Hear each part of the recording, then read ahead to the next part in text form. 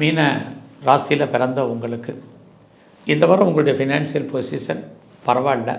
கையில் பணம் தனம் இருந்தால் கூட தேவையில்லாத செலவினங்கள் இந்த வாரம் இருக்குது.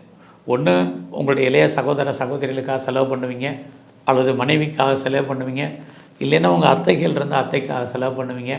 இதெல்லாம் இந்த வாரம் இருக்குது. ஸோ இந்த வாரம் புதிய முயற்சிகள் எதுவும் பெருசாக சக்ஸஸ் ஆகிற மாதிரி ஒரு சூழ்நிலை இல்லை. எல்லாமே சக்ஸஸ் ஆகிற மாதிரி இருக்குது, சுமாராக இருக்குது. ரொம்ப நாளாக உங்களுடைய ப்ராப்பர்ட்டி எதுவும் சேலாகாமல் இருக்குது அப்படிங்கிறவங்களுக்கு ப்ராப்பர்ட்டி சேலாகும்.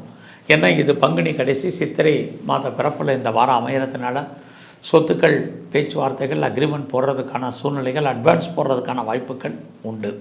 வீடு மாறணும்னு நினைக்கிறவங்களுக்கு வீடு மாற்றங்கள் உண்டு. உங்களுடைய இளைய சகோதர சகோதரிகள் விஷயத்தில் கவனம்.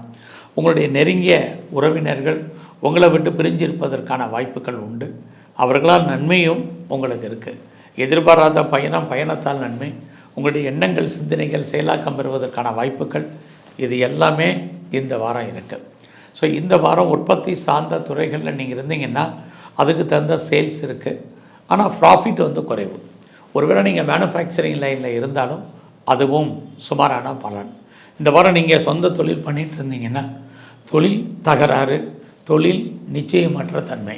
அதுக்காக உங்களுக்கு தொழில் இல்லாமல் தொழில் ஏதோ ரூபத்தில் விட்டு நடப்பதற்கான வாய்ப்புகள் உண்டு. உங்களுடைய ப்ரொஃபஷன் எப்படி இருக்குன்னு பார்க்குறோம். உங்களுடைய கெரியர் ஜாபை பொறுத்த வரைக்கும் நல்லா இருக்குது. நீங்கள் ஐடியலாக இருப்பதற்கான வாய்ப்புகள் இல்லை. நீங்கள் வேலையை விட்டு வெளியில் வந்திருந்தாலோ, அல்லது வேலையை விட்டு வெளியேற்றப்பட்டிருந்தாலோ, அல்லது வேலை தேடிட்டு இருந்தாலோ கண்டிப்பாக உங்களுக்கு வேலை அமையும். எனக்கு வயசாகிடுச்சு, இனிமேல் வேலை கிடைக்காதுன்னு நினைக்காதீங்க. ட்ரை பண்ணுங்கள். நீங்கள் படித்த படிப்புக்கு தகுந்த வேலை, உங்களுடைய வேலைக்கு தகுந்த சம்பளம் இந்த வாரம் உறுதியாக உங்களுக்கு இருந்துக்கிட்டே இருக்குது. இந்த வாரத்தில் நீங்கள் ஃபர்தராக ஏதாவது ஹையர் ஸ்டடி பண்ணுறதா இருந்தால், ஹையர் எஜுகேஷன் பண்ணுறதா இருந்தால் பண்ணுங்கள்.